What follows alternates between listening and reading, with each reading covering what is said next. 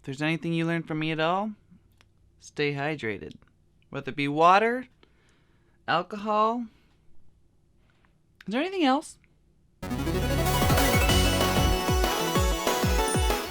After going through a couple of my old pictures when I was young and being raised by my parents, I realized how difficult it must have been to raise a small Chad, because I was a hellion. You could ask both my parents. I was the hell child. I was the quintessential fuck, I don't want kids ever again. And that's exactly what they did. Right after I was born, they both got their tubes tied. Both my parents decided one was enough after they had me.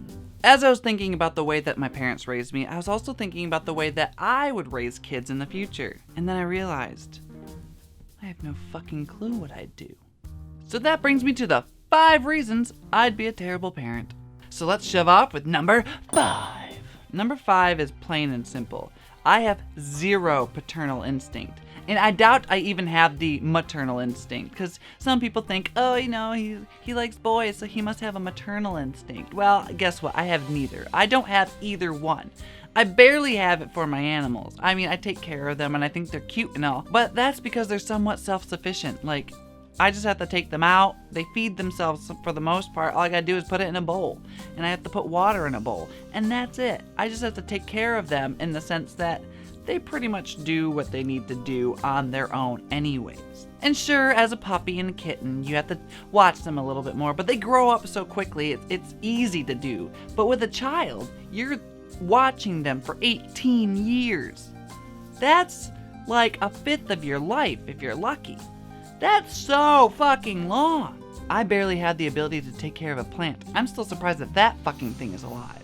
Number 4. I don't know how to hold a baby. I don't get it. I don't know what to do with it. I have zero idea how to hold a baby. No? No, not right.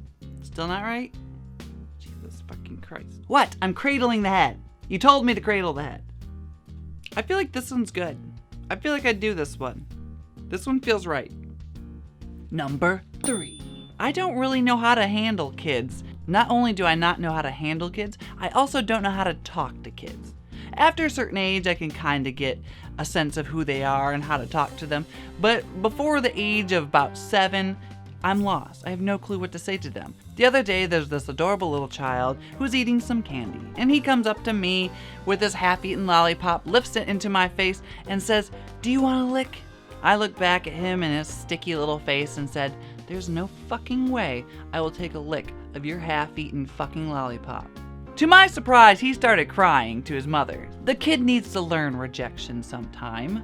I wanted him to have the whole thing, really, is what I was saying. I wanted him to have the entire lollipop for himself. He misconstrued what I was saying. He misinterpreted it into his 4-year-old weird head and his sticky fucking fingers that I was being mean to him.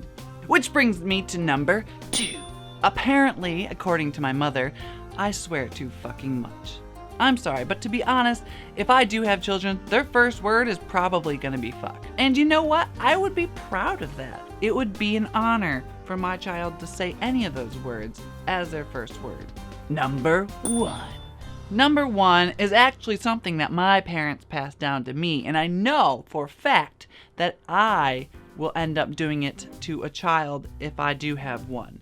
And that is, I tease and joke to the point where it's kind of mean. To be honest, I learned a lot from being teased and joked at. I was the butt of many a joke, but that taught me one thing: get revenge. Now I gotten to the point in my life where I have the wits about me to kind of retaliate, have some type of verbal backfire when someone tries to tease me.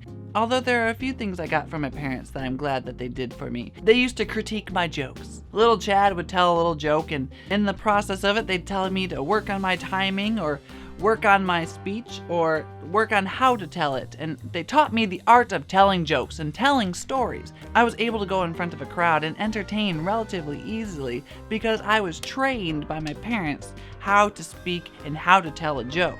And let's not forget that my sarcasm level can be a bit high, and sometimes people don't realize that I'm sarcastic, and I think that that's a benefit for me, but probably not for a child when I tell them I'd rather you jump off the roof than wear that outfit.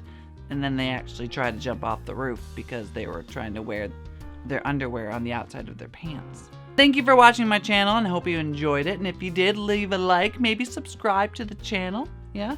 And maybe leave a comment on the things that you're worried about as a parent, or worried about if you become a parent. Or maybe you're a great parent and you just want to chastise me. Go for it too. I don't know. Whatever you want to do, just leave it in the comments below. And don't forget, I have social media, and you can find the links in the description below so you can stalk me all on them. And my other channel, WhatsItToYa Productions, where me and my group of friends do a bunch of funny things, and you'll enjoy it. Just click on it. It's right there. It's just like a click away. So, until next time, my children.